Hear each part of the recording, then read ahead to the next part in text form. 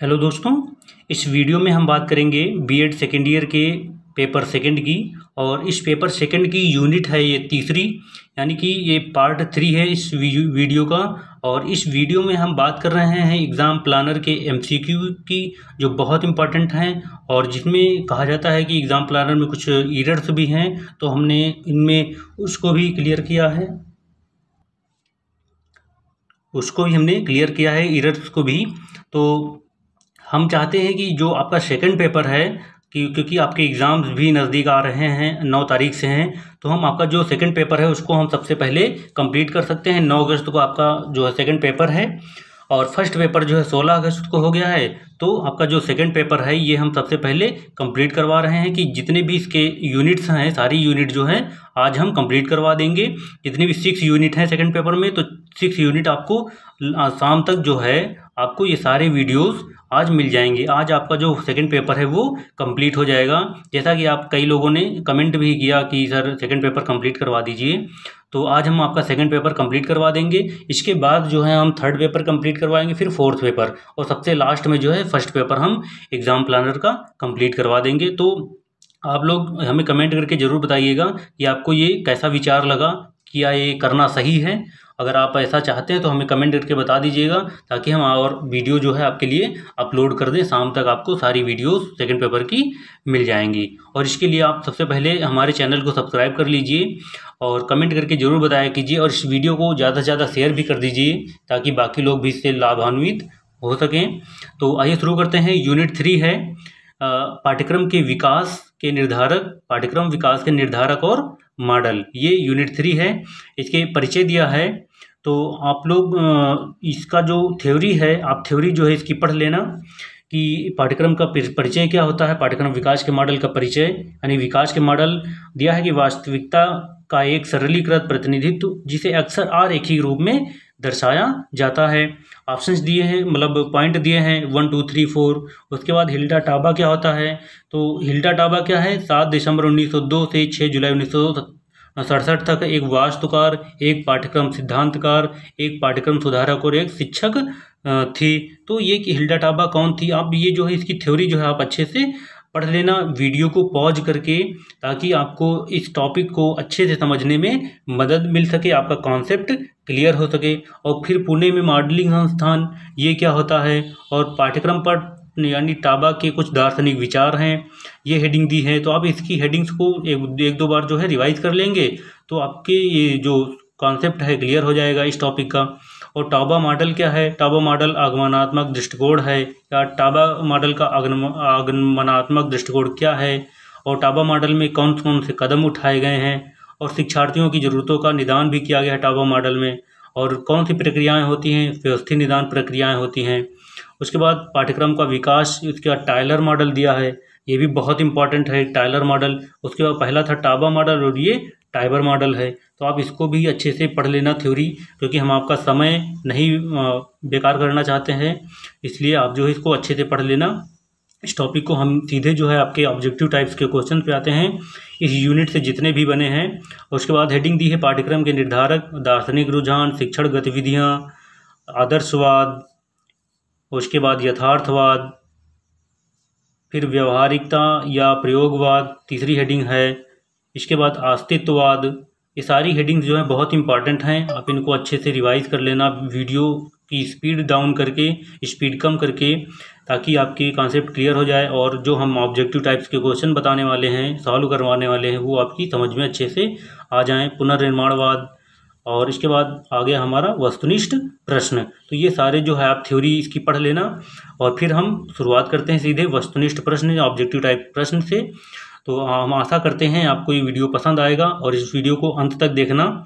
तो शुरू करते हैं। फर्स्ट क्वेश्चन दिया है यूनिट 3 का कि पाठ्यक्रम के व्यावहारिक उद्देश्यों का मॉडल मूल्यांकन द्वारा प्रस्तुत किया गया था। पाठ्यक्रम के व्यवहारिक उद्देश्यों का मॉडल मूल्यांकन द्वारा प्रस्तुत किया गया था। किसके, टायलर की, स्टीफन बीम की, हिल्डा टाबा द्वारा या जॉन डेवी द्वारा। तो किसके द्वारा प्रस्तुत किया गया था, तो टायलर के द्वारा प्रस्तुत किया गया था। अभी ऊपर हमने टायलर मॉडल देखा, तो आप उसको अच्छे से जब पढ़ेंगे तब ये समझ में आ जाएगा कि किसने प्रस्तुत किया था। अगला प्रश्न देखते हैं। प्रश्न नंबर 2 है कि पाठ्यक्रम का मूल्यांकन करने के लिए प्रयुक्त विधि है। कौन सी? रचनात्मक मूल्यांकन, योगात्मक मूल्यांकन, नैदानिक मूल्यांकन, आ, बा और सा। तो पाठ्यक्रम का मूल्यांकन करने के लिए जो विधियां प्रयुक्त होती हैं उसमें पहली होती है रचनात्मक मूल्यांकन, दूसरी होती है योगात्मक मूल्यांकन, तीसरी होती है नैदानिक मूल्यांकन। ये सारी जो विधियां हैं पाठ्यक्रम का मूल्यांकन करने के लिए प्रयोग की जाती हैं। तो उसमें ऑप्शन नंबर दा दिया है कि आ, बा और सा यानी कि उपयुक्त तीनों यानी उपयुक्त सभी। तो ऑप्शन नंबर दा इसका राइट आंसर हो जाएगा। अगला प्रश्न है कि कब, क्या, क्यों और कैसे पढ़ाना मुख्य कार्य है किसका? शैक्षिक दर्शन का, शैक्षिक मनोविज्ञान का, अर्थशास्त्र का या इतिहास का? तो किसका है ये? शैक्षिक मनोविज्ञान का है। तो ऑप्शन नंबर इसका बा क्या हो जाएगा? राइट आंसर हो जाएगा। अगला प्रश्न दिया है कि पाठ्यक्रम के विकास को प्रभावित करने वाली ताकतें हैं कौन सी? पाठ्यक्रम की नींव, पाठ्यक्रम डिजाइन, पाठ्यक्रम मूल्यांकन या पाठ्यक्रम के तत्व। तो कौन सी है पाठ्यक्रम के विकास को प्रभावित करने वाली ताकतें? तो ऑप्शन नंबर हो जाएगा आ, यानी कि पाठ्यक्रम की जो नींव होती है जहां से इसका निर्माण होता है वो क्या है? इसके विकास को प्रभावित करने वाली क्या कौन सी ताकतें हैं? तो पाठ्यक्रम की नींव होती है पाठ्यक्रम के विकास को प्रभावित करने वाली। अगर नींव कमजोर होगी तो पाठ्यक्रम क्या हो जाएगा? बहुत या फिर सख्त हो जाएगा या बहुत ही लचीला हो जाएगा, यानी उसका कोई भी उद्देश्य उसके द्वारा प्राप्त नहीं किया जा सकेगा। तो पाठ्यक्रम की नींव इसका राइट आंसर हो जाएगा।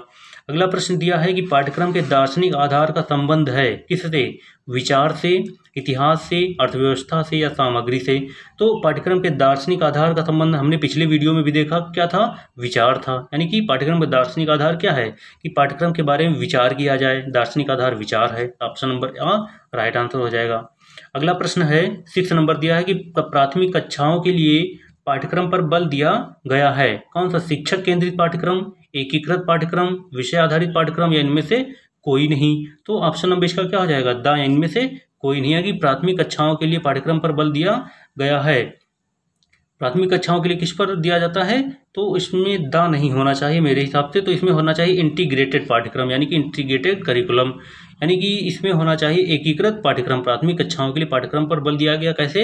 एकीकृत पाठ्यक्रम होना चाहिए। ऑप्शन नंबर बा जो है इसका राइट होना चाहिए। आप लोग इसको थोड़ा करेक्ट कर लेना, ये नहीं होगा। अगला प्रश्न है कि पाठ्य सहगामी गतिविधियों का मुख्य उद्देश्य है कौन सा? कि पाठ्य सहगामी गतिविधियों का मुख्य उद्देश्य है, ऑप्शंस दिए हैं कि छात्रों को एक अच्छी तरह से समायोजित व्यक्तित्व प्राप्त करने में मदद करें, सामान्य कक्षा की दिनचर्या से राहत प्रदान करें, छात्रों को अच्छे नागरिकों में विकसित होने का अवसर दें, छात्रों को शैक्षिक कार्यक्रम का विकल्प चुनने की आज़ादी दें। तो पाठ्य सहगामी गतिविधियों का मुख्य उद्देश्य क्या है? छात्रों को एक अच्छी तरह से समायोजित व्यक्तित्व प्राप्त करने में मदद करें। तो ऑप्शन नंबर आ इसका राइट आंसर हो जाएगा। अगला प्रश्न दिया है कि पाठ्यक्रम के विकास को प्रभावित करने वाले कारक हैं कौन से? पाठ्यक्रम की डिजाइन, पाठ्यक्रम का मूल्यांकन, पाठ्यक्रम की नींव या पाठ्यक्रम के तत्व। तो पाठ्यक्रम के विकास को कौन सा प्रभावित करता है? तो पाठ्यक्रम की नींव। हमने अभी ऊपर देखा प्रश्न तो यही सेम था कि पाठ्यक्रम के विकास को कौन सा कारक प्रभावित करता है? तो पाठ्यक्रम की नींव प्रभावित करती है। ऑप्शन नंबर सा इसका राइट आंसर हो जाएगा। अगला प्रश्न दिया है 9 नंबर है कि पाठ्यक्रम निर्देशात्मक सामग्री प्रस्तुत करती है।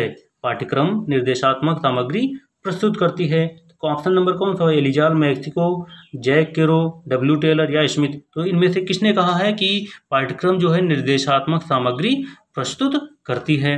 तो ऑप्शन नंबर इसका क्या हो जाएगा? दा स्मिथ ने कहा है। किसने कहा? स्मिथ ने कहा। तो ऑप्शन नंबर दा इसका राइट आंसर हो जाएगा, स्मिथ। अगला प्रश्न देखते हैं। अगला प्रश्न दिया है कि पाठ्यक्रम का मॉडल प्राथमिक चरण से ऊपर नहीं जा सकता है या नहीं जा सका। तो किस पाठ्यक्रम का? विषय पाठ्यक्रम का, गतिविधि पाठ्यक्रम का, मुख्य पाठ्यक्रम का, इनमें से कोई नहीं। तो पाठ्यक्रम का मॉडल यानी कि किस पाठ्यक्रम का मॉडल प्राथमिक चरण से ऊपर नहीं जा सका है? तो किस पाठ्यक्रम का? तो गतिविधि पाठ्यक्रम का। ऑप्शन नंबर बा इसका राइट आंसर हो जाएगा। अगला प्रश्न दिया है कि ब्रॉड फील्ड पाठ्यक्रम का संशोधन है। ब्रॉड फील्ड पाठ्यक्रम का संशोधन है क्या? गतिविधि केंद्रित पाठ्यक्रम है या शिक्षार्थी केंद्रित पाठ्यक्रम है, विषय केंद्रित पाठ्यक्रम या इनमें से कोई नहीं है? तो ब्रॉड फील्ड पाठ्यक्रम का संशोधन क्या है? कौन सा है? विषय केंद्रित पाठ्यक्रम। ऑप्शन नंबर सा इसका राइट आंसर हो जाएगा, ये इसका राइट आंसर है। अगला प्रश्न दिया है कि पाठ्यक्रम की प्रभावशीलता किसके द्वारा निर्धारित की जाती है? तो पाठ्यक्रम की प्रभावशीलता किसके द्वारा निर्धारित की जाती है? मूल्यांकन के द्वारा, उद्देश्य के द्वारा, विधि या डिजाइन के द्वारा। तो किसके द्वारा होगी? जब पाठ्यक्रम का मूल्यांकन होगा, अंत में सबसे अंतिम चरण होता है मूल्यांकन। तो जब मूल्यांकन होगा तभी पाठ्यक्रम की प्रभावशीलता निर्धारित की जाती है या तभी उसकी प्रभावशीलता पता चलती है। ऑप्शन नंबर क्या हो जाएगा, आ इसका राइट आंसर हो जाएगा। अगला प्रश्न है कि पाठ्यक्रम के तत्वों की व्यवस्था हो सकती है, पाठ्यक्रम के तत्वों की व्यवस्था हो सकती है कौन सी, पाठ्यक्रम की डिजाइन, पाठ्यक्रम फाउंडेशन, पाठ्यक्रम निर्माण, पाठ्यक्रम का विकास। तो पाठ्यक्रम के तत्वों की व्यवस्था क्या हो सकती है, पाठ्यक्रम डिजाइन, पाठ्यक्रम के तत्वों की व्यवस्था हो सकती है। तो ऑप्शन नंबर आ इसका राइट आंसर हो जाएगा। अगला प्रश्न दिया है कि विषय वस्तु का चयन करने के लिए छात्र को विचार करना चाहिए, विषय वस्तु का चयन करने के लिए छात्र को विचार करना चाहिए, किसका विचार करना चाहिए, मय का, कक्षा का, शारीरिक आयु का या स्वास्थ्य का। तो विषय वस्तु का चयन करने के लिए छात्र को किस पर विचार करना चाहिए, अपने यानी कि मैं स्वयं के ऊपर विचार करना चाहिए कि किसी विषय वस्तु का चयन किस प्रकार करे कि वो अपनी मनोवैज्ञानिक बुद्धि यानी कि अपनी हेल्थ या अपनी बुद्धि के ऊपर क्या करे, वो विचार करे। तो मैं यानी कि स्वयं के ऊपर विचार करना चाहिए कि वो किस में योग्य है, उसकी बुद्धि लब्धि कैसी है। अगला प्रश्न है कि एक शिक्षार्थी का विकास जुड़ा हुआ है किससे, प्रभावी विकास से, संज्ञानात्मक विकास से, साइकोमोटर विकास से या सेंसरी मोटर विकास से। तो एक शिक्षार्थी का विकास किससे जुड़ा है, प्रभावी विकास से जुड़ा हुआ है। तो ऑप्शन नंबर आ इसका राइट आंसर हो जाएगा।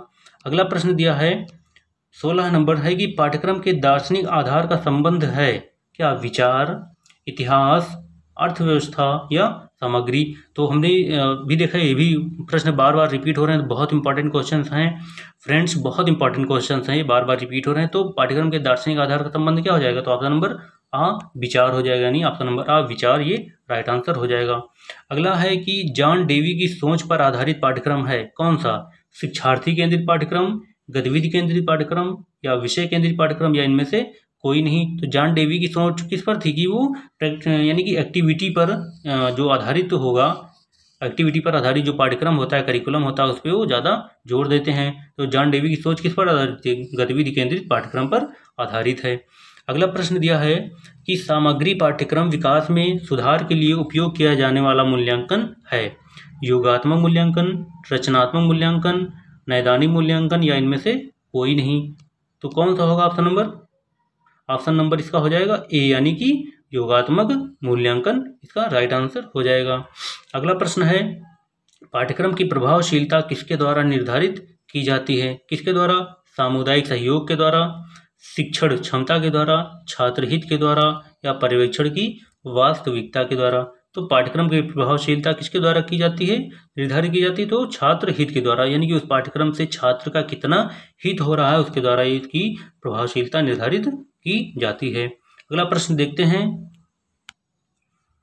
अगला प्रश्न है कि पाठ्य सामग्री पाठ्यक्रम विकास में सुधार के लिए उपयोग किया जाने वाला मूल्यांकन है कौन सा, ऑप्शन नंबर आ योगात्मक मूल्यांकन। अगला है कि पाठ्यक्रम की प्रभावशीलता किसके द्वारा निर्धारित की जाती है, तो छात्र हित के द्वारा निर्धारित की जाती है।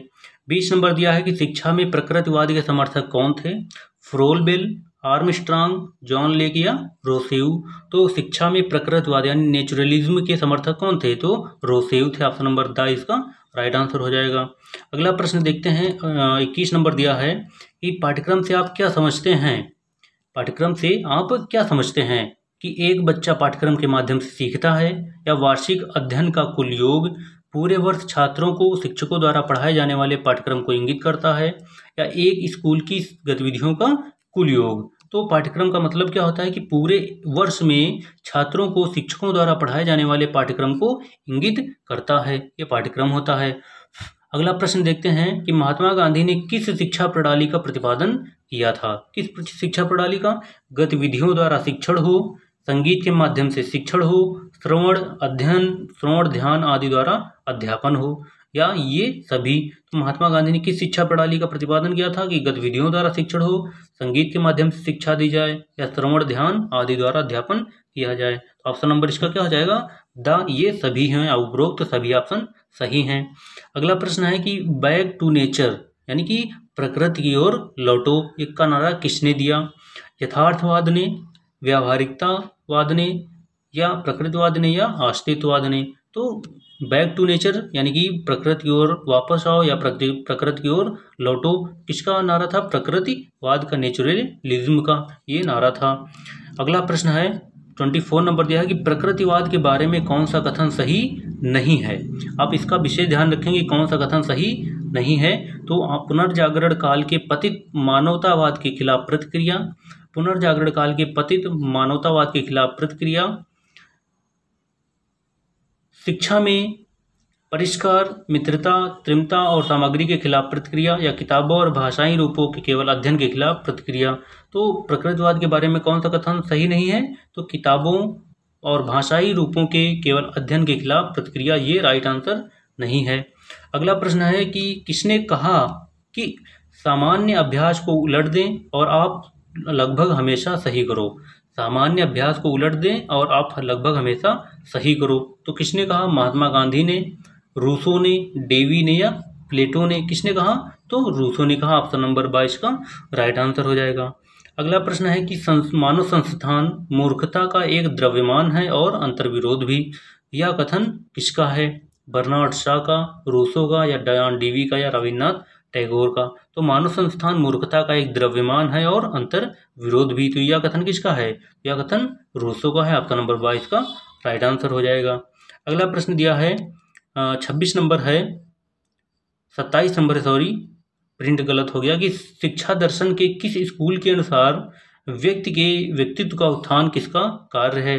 व्यावहारिकता का, आदर्शवाद और मार्क्सवाद दोनों का, या मार्क्सवाद का? तो किसका है? तो आदर्शवाद और मार्क्सवाद दोनों का है। शिक्षा दर्शन के किस स्कूल के अनुसार व्यक्ति के व्यक्तित्व का उत्थान किसका कार्य है? आदर्शवाद और मार्क्सवाद दोनों का कार्य है। इसका राइट आंसर सा हो जाएगा। अगला प्रश्न दिया है कि प्रकृतिवाद का शिक्षा का उद्देश्य कौन सा नहीं है? यानी प्रकृतिवाद के अनुसार शिक्षा का उद्देश्य कौन नहीं है?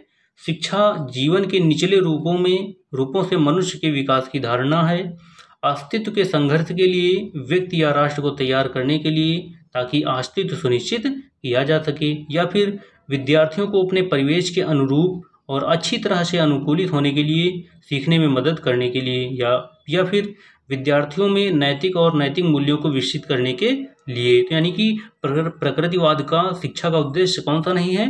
तो विद्यार्थियों में नैतिक और नैतिक मूल्यों को विकसित करने के लिए ये प्रकृतिवाद की शिक्षा का उद्देश्य नहीं है। तो ऑप्शन नंबर 22 का राइट आंसर हो जाएगा।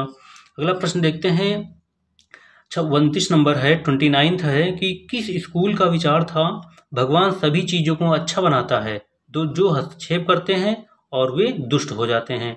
तो किस स्कूल का विचार था? मार्क्सवाद के, या अस्तित्ववाद का, प्रकृतिवाद का, या व्यावहारिकतावाद का? तो किसका था? तो ये प्रकृतिवाद का विचार था।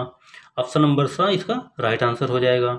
अगला प्रश्न है कि 30 नंबर की किस स्कूल ने कोई हस्तक्षेप नहीं, कोई प्रतिबंध नहीं के साथ साथ आत्म अभिव्यक्ति बनाए रखी? तो किस स्कूल ने? प्रकृतिवाद का चरम रूप ने, या प्रकृतिवाद का सबसे व्यापक रूप से स्वीकृत रूप, प्रकृतिवाद का सबसे सच्चा रूप, या प्रकृतिवाद का सबसे मान्य रूप? तो किस स्कूल ने? तो प्रकृतिवाद का सबसे चरम रूप, यानी कि सबसे चरम रूप, प्रकृतिवाद का चरम रूप। इसमें क्या कहा? कोई हस्तक्षेप नहीं, कोई प्रतिबंध नहीं के साथ साथ आत्म अभिव्यक्ति बनाए रखी, प्रकृतिवाद का चरम रूप ने। ये ऑप्शन नंबर आ इसका राइट आंसर हो जाएगा। अगला प्रश्न दिया है कि कौन सा दर्शन का स्वरूप नहीं है? ये 31 नंबर प्रश्न है कि कौन सा दर्शन का स्वरूप नहीं है? या विज्ञान का विज्ञान है, या फिर अगला है यह विभिन्न दृष्टिकोणों का सामूहिक पहनावा है, या फिर यह सत्य की खोज पर एक सुनियोजित प्रयास है, यह मनुष्य के रचनात्मक विचारों की समग्रता है। तो कौन सा दर्शन का स्वरूप नहीं है? तो ऑप्शन नंबर दाएं कि यह मनुष्य के रचनात्मक विचारों की समग्रता है, ये दर्शन का स्वरूप नहीं है। बाकी आ, बा और सा ये दर्शन के स्वरूप हैं। अगला प्रश्न देखते हैं, प्रश्न नंबर है 32, यानी कि दर्शन शास्त्र की कौन सी शाखा ज्ञान की इसकी संरचना, विधि और वैधता से संबंधित है? दर्शन शास्त्र की कौन सी शाखा ज्ञान, इसकी संरचना, विधि और वैधता से संबंधित है? तो कौन सा? तर्क, सौंदर्य शास्त्र, महामारी विज्ञान, या तत्व मीमांसा? तो सौंदर्य शास्त्र की कौन सी शाखा इसकी ज्ञान, संरचना, विधि और वैधता से? तो ऑप्शन नंबर इसका सा हो जाएगा, यानी कि महामारी विज्ञान। ऑप्शन नंबर सा इसका राइट आंसर हो जाएगा। अगला प्रश्न है कि किस स्कूल ने कहा कि बच्चे के प्राकृतिक आवेग बहुत महत्व के हैं और अपने आप में अच्छे भी हैं? तो किसने कहा? जैविक प्रकृतिवाद ने, यांत्रिक प्रकृतिवाद ने, भौतिक विज्ञान की प्रकृतिवाद ने, रोमांटिक प्रकृतिवाद ने। तो किस स्कूल ने कहा? जैविक प्रकृतिवाद ने, यानी कि जैविक कारण है कि बच्चे के आवेग, प्राकृतिक आवेग बहुत महत्व के हैं और अपने आप में अच्छे भी हैं। ये किसने कहा? जैविक प्रकृतिवाद ने। ये इसका राइट आंसर हो जाएगा। अगला प्रश्न है कि दर्शन शास्त्र की कौन सी शाखा संबंधित वास्तविकता की प्रकृति के लिए मुद्दों की जांच करती है? कौन सी शाखा? ओंटोलॉजी, तत्व मीमांसा, एक्सियोलॉजी या महामारी विज्ञान। तो कौन सी? तो तत्व मीमांसा, ऑप्शन नंबर 22 का राइट आंसर हो जाएगा। अगला प्रश्न दिया है 35 नंबर दिया है कि शिक्षा दर्शन के शिक्षण की आवश्यकता किस पर आधारित है? शिक्षा दर्शन के शिक्षण की आवश्यकता किस पर आधारित है? ऑप्शन देखते हैं। सभी छात्र एक जैसे नहीं हैं, क्या इस पर आधारित है? या फिर विभिन्न देशों में पाई जाने वाली शिक्षा की विभिन्न प्रणालियाँ, या फिर शिक्षा के प्रत्येक पहलू पर भिन्न भिन्न दर्शनों ने भिन्न भिन्न दृष्टिकोण दिया है, या क्या इस पर आधारित है? या फिर शिक्षण या सीखने के विभिन्न तरीके। तो शिक्षण दर्शन के शिक्षण की आवश्यकता किस पर आधारित है? तो ऑप्शन नंबर इसका 7 दिया है, यानी कि शिक्षा के प्रत्येक पहलू पर भिन्न भिन्न दर्शनों ने भिन्न भिन्न दृष्टिकोण दिया है या भिन्न भिन्न दृष्टिकोण दर्शाया है। अगला प्रश्न है 36 नंबर की आदर्शवाद के अनुसार शिक्षा का लक्ष्य क्या है? पर्यावरण के लिए सही अनुकूलन, नैतिक मूल्यों की प्राप्ति, गतिशील अनुकूलनीय दिमाग की खेती जो सभी परिस्थितियों में साधन संपन्न हो, या मानव इच्छाओं की संतुष्टि। तो आदर्शवाद के अनुसार शिक्षा का लक्ष्य क्या होना चाहिए? तो होना चाहिए नैतिक मूल्यों की प्राप्ति। ऑप्शन नंबर 22 का राइट है, यानी कि आदर्शवाद के अनुसार शिक्षा का लक्ष्य नैतिक मूल्यों की प्राप्ति होनी चाहिए, होनी है। अगला प्रश्न है दिया है कि अस्तित्ववादियों के अनुसार शिक्षा का उद्देश्य है। अस्तित्ववादियों के अनुसार शिक्षा का उद्देश्य क्या है? मानवतावादी और मानवतावादी आत्म साक्षात्कार, व्यावहारिक जीवन के लिए अनुकूलन, उद्देश्य ज्ञान, बाहर की दुनिया की अच्छी समझ। तो अस्तित्ववादियों के लिए शिक्षा का उद्देश्य क्या है? ऑप्शन नंबर इसका हो जाएगा कि मानवतावादी और मानवतावादी आत्म साक्षात्कार। तो ऑप्शन नंबर ए इसका राइट आंसर हो जाएगा। अगला प्रश्न देखते हैं। प्रश्न नंबर है 38 कि यथार्थवादी शिक्षा का उद्देश्य है। ऑप्शंस दिए हैं कि आत्म प्राप्ति, आध्यात्मिक और नैतिक विकास, खुश और नैतिक विकास, व्यक्तित्व का पूर्ण विकास। तो यथार्थवादी शिक्षा का उद्देश्य क्या है? कि ऑप्शन नंबर सा, यानी कि खुश और नैतिक विकास, यानी ये यथार्थवादी शिक्षा का उद्देश्य है। ऑप्शन नंबर सा इसका राइट आंसर हो जाएगा। अगला प्रश्न दिया है कि प्रकृतिवादी की मनुष्य की अवधारणा है। प्रकृतिवादी मनुष्य की अवधारणा है क्या? कि मनुष्य के होने का सार उसकी आध्यात्मिक प्रकृति है, यह पशुता के बजाय आत्मा है जो वास्तव में मनुष्य है। चीज़ों की प्रकृति में प्रत्येक व्यक्ति एक आदर्श पैटर्न मौजूद है। प्रकृति उनके पुरुष होने से पहले बच्चे पैदा करेगी। तो प्रकृतिवादी की मनुष्य की अवधारणा क्या है? प्रकृतिवादी मनुष्य की अवधारणा की प्रकृति जो है उनके पुरुष होने से पहले बच्चे पैदा करेगी। तो ऑप्शन नंबर 2 इसका राइट आंसर हो जाएगा। अगला प्रश्न दिया है कि शिक्षा का कौन सा दर्शन मनोविज्ञान को जनकल का अधूरा अध्ययन और अपर्याप्त आधार मानता है? कौन सा दर्शन? यथार्थवादी दर्शन, व्यावहारिकतावादी दर्शन, आदर्शवादी दर्शन या प्रकृतिवाद। तो कौन सा होगा? तो ऑप्शन नंबर सा, यानी कि आदर्शवादी दर्शन क्या है? इस शिक्षा का कौन सा दर्शन? आदर्शवादी दर्शन मनोविज्ञान को जनकल का अधूरा अध्ययन और अपर्याप्त आधार मानता है। ऑप्शन नंबर सा इसका राइट आंसर हो जाएगा। अगला प्रश्न है कि निम्नलिखित में से कौन आदर्शवादियों के शैक्षिक लक्ष्य की योजना में फिट नहीं बैठता है? कौन? शरीर की देखभाल, नैतिक मूल्य, कौशल और आत्म अभिव्यक्ति। तो कौन सा होगा? ऑप्शन नंबर आ, यानी कि शरीर की देखभाल जो है आदर्शवादियों के शैक्षिक लक्ष्य की योजना में फिट नहीं बैठता है। शरीर की देखभाल, ऑप्शन नंबर आ इसका राइट आंसर हो जाएगा। अगला प्रश्न है कि धार्मिक शिक्षा की पुरजोर वकालत किसके द्वारा की जाती है? किसके द्वारा की जाती है? व्यावहारिक, आदर्शवादी, यथार्थवादी या अस्तित्ववादी। तो जो धार्मिक शिक्षा की पुरजोर वकालत किसके द्वारा की जाती है? तो ऑप्शन नंबर आदर्शवाद के द्वारा की जाती है। तो ऑप्शन नंबर 22 का राइट आंसर हो जाएगा। अगला प्रश्न है 43 नंबर दिया है कि आदर्शवादियों के बारे में निम्नलिखित में से क्या कहा जाता है? वे ब्रियर्स से संतुष्ट हैं, उन्हें गुलाब पसंद है। वे ना तो ब्रियर्स से संतुष्ट हैं और ना ही गुलाब से संतुष्ट हैं। वे गुलाब और ब्रियर्स दोनों चाहते हैं।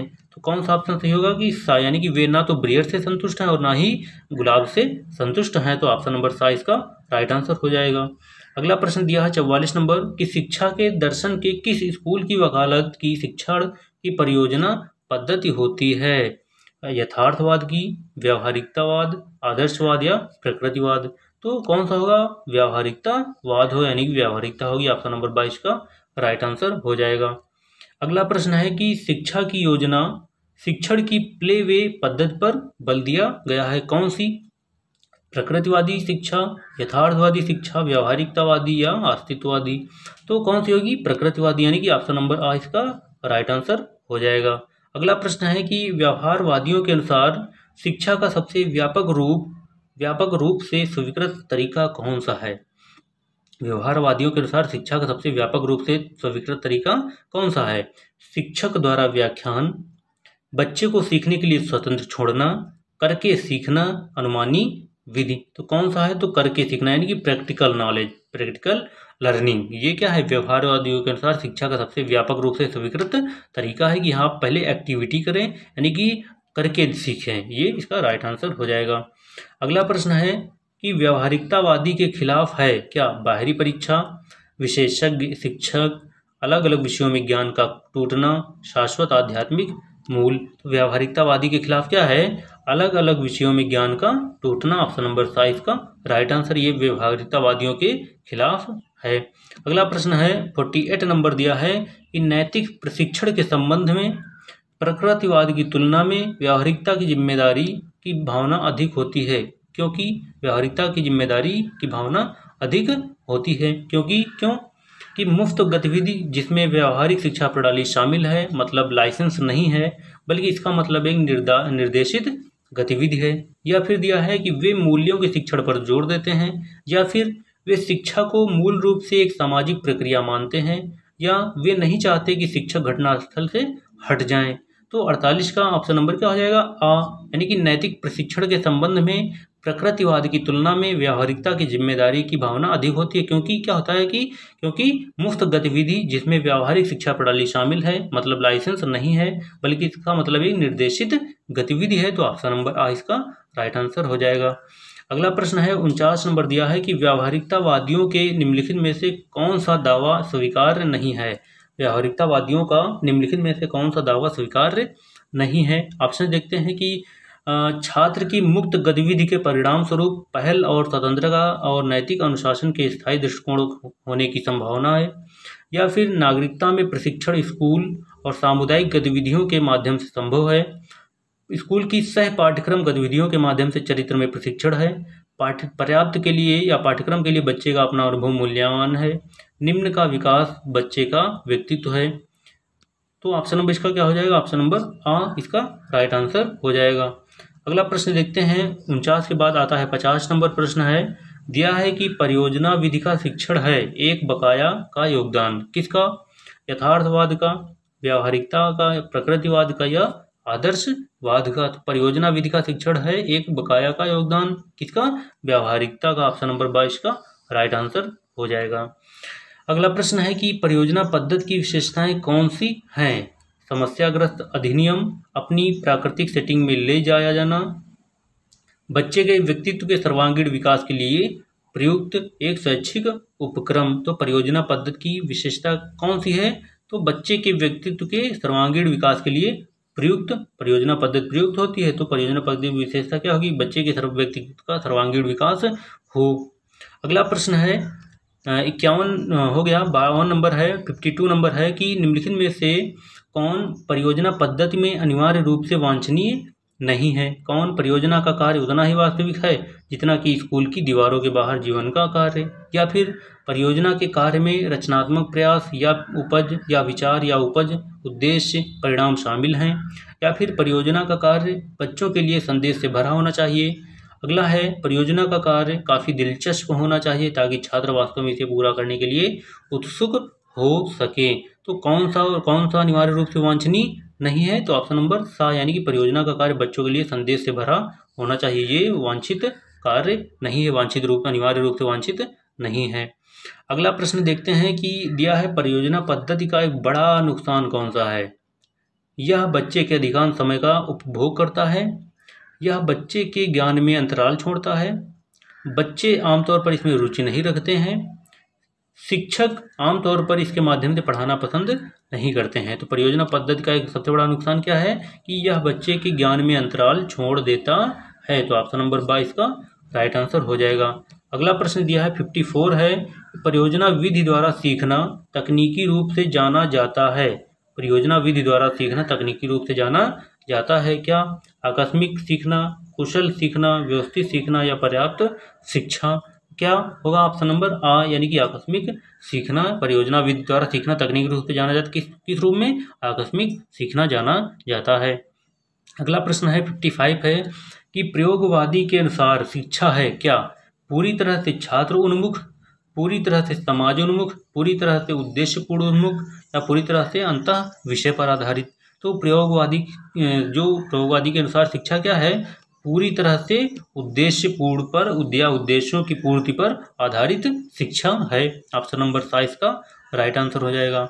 अगला प्रश्न है कि निम्नलिखित में से कौन व्यावहारिकता का अनुयायी नहीं है? William James, Pestalozzi, John Dewey Kilpatrick. तो निम्नलिखित में से कौन व्यावहारिकता का अनुयायी नहीं है? यानी कि ऑप्शन नंबर बा राइट आंसर है पेस्टालोजुजिक, ये ऑप्शन नंबर राइट आंसर हो जाएगा। बड़े अजीब नाम है। अगला प्रश्न दिया है क्या व्यवहारवाद से संबंधित नहीं है? व्यवहारवाद से क्या संबंधित नहीं है? उद्देश्यपूर्ण शिक्षा, आत्म प्राप्ति के लिए शिक्षा, स्वतंत्रता आधारित शिक्षा, अनुभव आधारित शिक्षा। तो क्या व्यवहारवाद से संबंधित नहीं है? तो ऑप्शन नंबर द यानी कि अनुभव आधारित शिक्षा जो है वो व्यवहारवाद से संबंधित नहीं है, इसका राइट आंसर हो जाएगा। अगला प्रश्न है कि सत्य, सौंदर्य और की प्राप्ति पर किसने बल दिया है? सत्य और सौंदर्य की प्राप्ति पर किसने बल दिया है? आदर्शवाद ने, व्यावहारिकतावाद ने, यथार्थवाद ने या प्रकृतिवाद ने? तो सत्य और सौंदर्य की प्राप्ति पर किसने बल दिया? तो आदर्शवाद ने इस पर बल दिया है। तो ऑप्शन नंबर आ इसका राइट आंसर हो जाएगा। अगला प्रश्न है 59 है यानी 59 नंबर है कि सत्य के बारे में कौन सा कथन सही नहीं है? सत्य के बारे में कौन सा कथन सही नहीं है कि यह आदमी द्वारा बनाया गया है? क्या सत्य आदमी द्वारा बनाया गया है? हाँ, बनाया गया है। यह हमेशा बदल रहा है? क्या सत्य बदल रहा है? हाँ, बदल रहा है।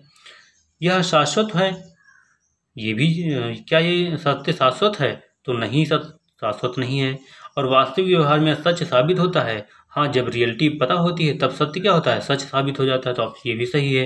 तो कौन सा कथन सही नहीं होगा? तो यह शाश्वत है। नहीं, सच जो है हमेशा शाश्वत नहीं है, तो ये इसका राइट आंसर नहीं होगा, यानी कि ऑप्शन नंबर सा इसका सही हो जाएगा। अगला है कि किसकी शिक्षण पद्धति में प्रयोग है? प्रयोग किसकी शिक्षण पद्धति में है? आदर्शवाद की, अस्तित्ववाद की, यथार्थवाद की या व्यावहारिकतावाद की? तो किसमें है? तो शिक्षण पद्धति में प्रयोग किसमें है? तो व्यावहारिकता, यानी कि व्यावहारिकता में जो होता है प्रयोग यानी एक्टिविटीज़ ज़्यादा होती हैं। जो व्यावहारिकता पर आधारित जो शिक्षण पद्धतियाँ होती हैं उसमें प्रयोग यानी एक्टिविटी अधिक होती हैं। तो ऑप्शन नंबर द इसका राइट आंसर हो जाएगा। अगला प्रश्न है कि शब्द प्रगतिशील शिक्षा किससे संबंधित है? शब्द प्रगतिशील शिक्षा किससे संबंधित है? यथार्थवाद से, व्यावहारिकतावाद से, आदर्शवाद से या अस्तित्ववाद से? किससे संबंधित है? तो व्यावहारिकतावाद से संबंधित या व्यावहारिकता से संबंधित है प्रगतिशील शिक्षा। अगला प्रश्न दिया है कि किसने कहा शिक्षा का कोई निश्चित लक्ष्य नहीं है और कोई अग्रिम मूल्यों में नहीं? शिक्षा का कोई निश्चित लक्ष्य नहीं है और कोई अग्रिम मूल्यों में नहीं। तो किसने कहा? प्रगतिशील शिक्षक ने, आदर्शवादी शिक्षक ने, यथार्थवादियों ने या मार्क्सवादियों ने? तो किसने कहा? कि प्रगतिशील शिक्षकों ने कहा। क्या कहा? कि शिक्षा का कोई निश्चित लक्ष्य नहीं है और कोई अग्रिम मूल्य में भी नहीं है, यानी कि अग्रिम कोई मूल्य भी नहीं है।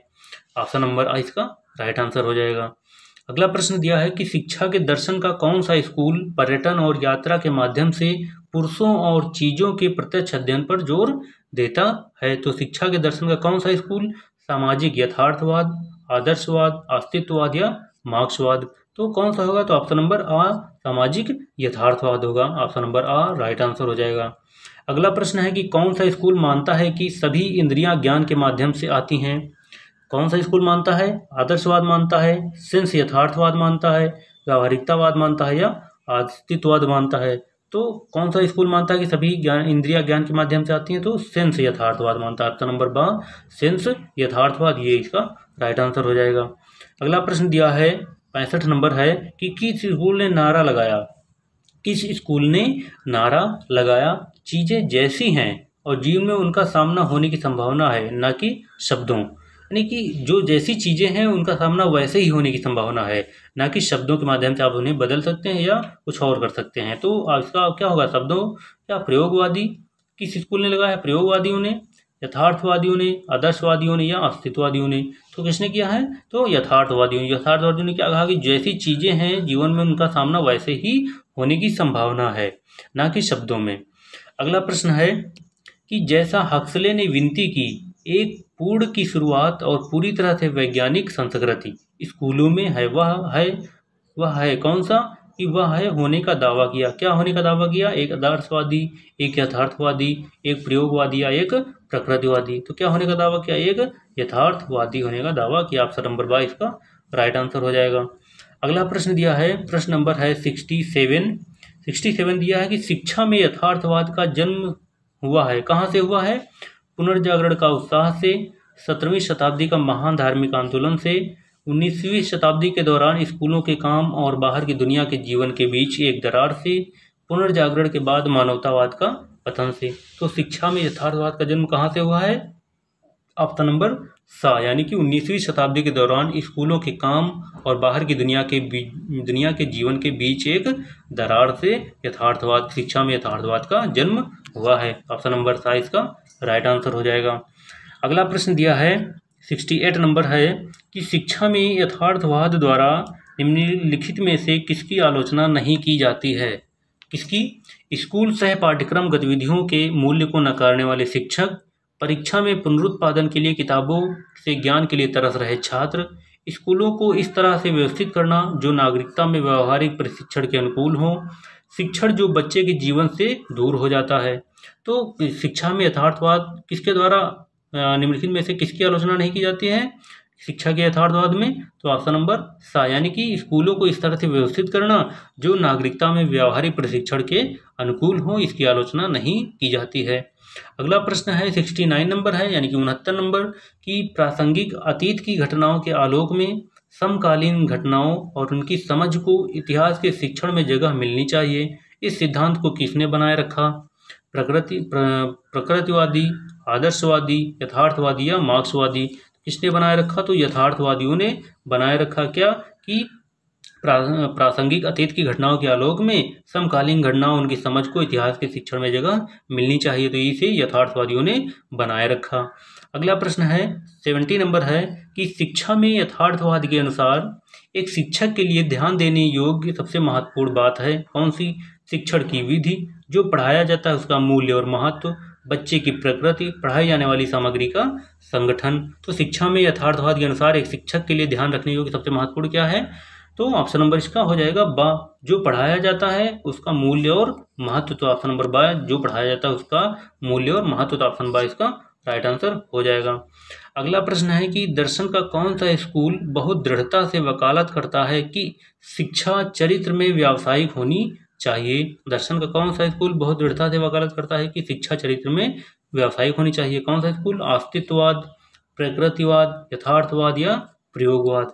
तो कौन सी, तो यथार्थवाद। कौन सा दर्शन स्कूल, दर्शन का कौन सा स्कूल, यथार्थवादी दर्शन का स्कूल यथार्थवाद। ये ऑप्शन नंबर सा इसका राइट आंसर है। ये क्या वकालत करता है कि शिक्षा चरित्र में व्यावसायिक होनी चाहिए। ऑप्शन नंबर सा इसका राइट आंसर हो जाएगा। अगला प्रश्न है 72 नंबर है कि जो जानने का सिद्धांत यथार्थवादियों के अनुसार मन का एक पहलू नहीं है, कौन सा, जागरूकता का प्रसंस्करण, व्यवहार या चेतना। तो कौन सा होगा, तो व्यवहार होगा। तो ऑप्शन नंबर सा इसका राइट आंसर हो जाएगा। अगला प्रश्न है कि कौन मानते हैं कि मानसिक घटना वस्तुओं की वास्तविक स्वतंत्रता होती है। कौन मानते हैं कि मानसिक घटना वस्तुओं की वास्तविक स्वतंत्रता होती है, कौन मानते हैं, आदर्शवादी मानते हैं, यथार्थवादी, प्रकृतिवादी या अस्तित्ववादी। कौन मानते हैं, तो यथार्थवादी मानते हैं। क्या मानते हैं कि वस्तुओं की वास्तविक घटना स्वतंत्र होती है, वस्तुओं की वास्तविकता जो होती है वो स्वतंत्र होती है। अगला प्रश्न है कि 74 मार्क्सवादी शैक्षिक दर्शन के करीब हैं, किस कौन से शैक्षिक दर्शन, आदर्शवादी शैक्षिक दर्शन, यथार्थवाद शैक्षिक दर्शन, प्रकृतिवादी शैक्षिक दर्शन या प्रयोगवादी शैक्षिक दर्शन। तो मार्क्सवादी किस प्रकार के शैक्षिक दर्शन के करीब हैं? तो यथार्थवादी शैक्षिक दर्शन के करीब हैं। तो ऑप्शन नंबर इसका बा राइट आंसर हो जाएगा। अगला प्रश्न है 75 दिया है कि निम्नलिखित में से कौन सा कथन मार्क्सवाद की विशेषता नहीं है? तो आप नहीं है इसका विशेष ध्यान रखेंगे कि कौन सा मार्क्सवाद की विशेषता नहीं है। ऑप्शन दिए हैं, यह मनुष्य के दिमाग से स्वतंत्र मानसिकता को वास्तविकता को मानता है। इसका शैक्षिक दर्शन अनिवार्य रूप से भौतिकवादी है। इसका प्रमुख उद्देश्य बच्चे के व्यक्तित्व का विकास है। यह दावा करता है कि भौतिक वातावरण निश्चित रूप से बच्चे के स्वभाव को बदल सकता है। तो 75 का ऑप्शन नंबर क्या हो जाएगा? सा, यानी कि इसका प्रमुख उद्देश्य बच्चे के व्यक्तित्व का विकास है। यानी कि कौन सा मार्क्सवाद की विशेषता नहीं है कि उद्देश्य बच्चे के व्यक्तित्व का विकास नहीं है, ये मार्क्सवाद की विशेषता नहीं है। तो ऑप्शन नंबर सा इसका राइट आंसर हो जाएगा। अगला प्रश्न देखते हैं 76 है कि शिक्षा के दर्शन के किस स्कूल को सांस्कृतिक और व्यावसायिक पाठ्यक्रम के बीच द्वैतवाद पर पछतावा है? शिक्षा के दर्शन के किस स्कूल में मार्क्सवाद की, आदर्शवाद, अस्तित्ववाद या प्रकृतिवाद? तो किस शिक्षा के किस दर्शन के स्कूल में? मार्क्सवाद के स्कूल को सांस्कृतिक और व्यावसायिक पाठ्यक्रम के बीच द्वैतवाद पर पछतावा है। तो ऑप्शन नंबर आ इसका राइट आंसर हो जाएगा। अगला प्रश्न है 77 है कि किस शैक्षिक दर्शन के अनुसार सामाजिक रूप से उपयोगी श्रम संपूर्ण स्कूल का केंद्रीय धुरी होना चाहिए? यानी कि श्रम जो है संपूर्ण स्कूल का केंद्रीय धुरी होना चाहिए। तो किस शैक्षिक दर्शन के अनुसार?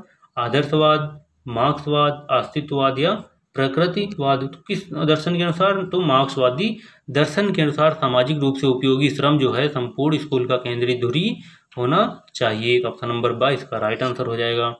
अगला प्रश्न है 78 नंबर दिया है कि मार्क्सवादी शैक्षिक दर्शन द्वारा स्कूलों में के बारे में निम्नलिखित में से किस पर जोर दिया गया है? उन्हें राजनीति से ऊपर खड़ा होना चाहिए, उन्हें पूरी तरह से समाज की सेवा करनी चाहिए, उन्हें राजनीति के जानबूझकर उपकरणों के रूप में कार्य करना चाहिए, वे शासक वर्ग के हाथों में केवल हथियार नहीं होना चाहिए। तो मार्क्सवादी शैक्षिक दर्शन द्वारा स्कूलों के बारे में किस पर जोर दिया गया कि उन्हें जो है राजनीति के जानबूझकर उपकरणों के रूप में कार्य करना चाहिए। तो ऑप्शन नंबर सा इसका राइट आंसर हो जाएगा। अगला प्रश्न है कि निम्नलिखित में से कौन सी विशेषताएं सामान्य हैं? यानी व्यावहारिकता, प्रकृतिवाद और अस्तित्ववाद। तो कौन सी विशेषता सामान्य है? ऑप्शन दिए, शिक्षा के आध्यात्मिक उद्देश्यों पर जोर, व्यक्ति पर जोर, भौतिक पर्यावरण पर जोर, मूल शिक्षा पर जोर। तो कौन सी व्यावहारिकता, प्रकृतिवाद और अस्तित्ववाद की समान विशेषताएं हैं? तो व्यक्ति पर जोर, ये सामान्य विशेषताएं हैं। व्यावहारिकता, प्रकृतिवाद और अस्तित्ववाद तीनों की ये सामान्य विशेषताएं हैं। ऑप्शन नंबर बा इसका राइट आंसर हो जाएगा। अगला प्रश्न है कि अंतिम संस्था किसकी है? यानी अस्तित्व क्या है? तो ये किसकी अंतिम संस्था? केवल आदर्शवादी की, केवल यथार्थवादी, अस्तित्ववादी और यथार्थवादी दोनों केवल अस्तित्ववादी। तो किसकी है? तो ऑप्शन नंबर सा अस्तित्ववादी और आदर्शवादी दोनों की अंतिम संस्था किसकी है? आदर्शवादी और अस्तित्ववादी दोनों की है। अस्तित्व क्या है? अगला प्रश्न है 81 नंबर दिया है कि निम्नलिखित में से किस दर्शन ने माना कि दुनिया में पुरुष अपने बारे में अनिश्चित होने के कारण अकेला और चिंतित महसूस करते हैं? यानी किस दर्शन ने माना? अस्तित्ववाद ने माना, आदर्शवाद ने माना, मार्क्सवाद ने माना या व्यावहारिकतावाद ने माना? तो किस वाद ने माना? तो ऑप्शन नंबर सा यानी कि मार्क्सवाद। मार्क्सवाद ने क्या माना कि दुनिया में पुरुष अपने बारे में अनिश्चित होने के कारण अकेला और चिंतित महसूस करते हैं। यानी कि वो खुद के बारे में कुछ निश्चित ही नहीं कर पाता, उसे क्या करना है, क्या नहीं करना चाहिए, कब करना चाहिए, कैसे करना चाहिए, इस बारे में अनिश्चितता होने के कारण ही वो अकेला और चिंतित महसूस करता रहता है। ये किसके अनुसार है? मार्क्सवाद के दर्शन के अनुसार है। मार्क्सवाद यही कहता है। अगला प्रश्न दिया है कि अस्तित्ववादियों के अनुसार अस्तित्व के सार का अर्थ है क्या? परम वास्तविकता के साथ एकता, आध्यात्मिक बुराई, अच्छाई और खुशी, तनाव और विरोधाभास जो अकेलेपन और चिंता की स्थिति बनाते हैं, निरंतर वृद्धि और विकास। तो अस्तित्ववादियों के अनुसार अस्तित्व के सार का क्या अर्थ है कि तनाव और विरोधाभास जो अकेलेपन और चिंता की स्थिति बनाते हैं, ये उनके अस्तित्व का सार का अर्थ है। ऑप्शन नंबर सा इसका राइट आंसर हो जाएगा। अगला है कि 19वीं सदी में अस्तित्ववाद का संस्थापक कौन था? Hegel, Soren Kierkegaard, Rousseau, D J O'Connor. तो कौन था 19वीं सदी में? तो सोरेन कीरकेगार्ड था, यानी कि ऑप्शन नंबर राइट आंसर हो जाएगा। अगला प्रश्न है कि 20वीं सदी के अस्तित्ववादी कौन थे? 20वीं सदी के अस्तित्ववादी कौन थे? Soren Kierkegaard, D J O'Connor, Jean Paul शॉ या हेगे। तो 20वीं सदी के अस्तित्ववादी कौन थे? जीन पॉल शॉ। तो ऑप्शन नंबर सा इसका राइट आंसर हो जाएगा। जीन पॉल शॉ ये इसका राइट आंसर हो जाएगा। तो दोस्तों इसके बाद यूनिट 4 स्टार्ट हो रही है। हमने यूनिट जो है 3 यानी 1, 2, 3 यानी कि 3 यूनिट कवर कर ली हैं। तो आपको ये वीडियो कैसा लगा हमें कमेंट करके बताइए। अगर आप ये चाहते हैं कि आज जो है आपका जो सेकंड पेपर है इसकी जितनी भी यूनिट्स हैं हम आपको सारी यूनिट्स के वीडियो प्रोवाइड कर दें, तो आप हमें कमेंट करके जल्दी से जल्दी बताइए, क्योंकि हमें आपके लिए बहुत मेहनत करके वीडियो भी बनानी होती है। तो आपके लिए हम वीडियो बना के आपको हम उपलब्ध करवा देंगे। सेकंड पेपर आज कंप्लीट करवा देंगे, थर्ड पेपर नेक्स्ट डे, उसके बाद फोर्थ पेपर नेक्स्ट डे, फिर फर्स्ट पेपर नेक्स्ट डे।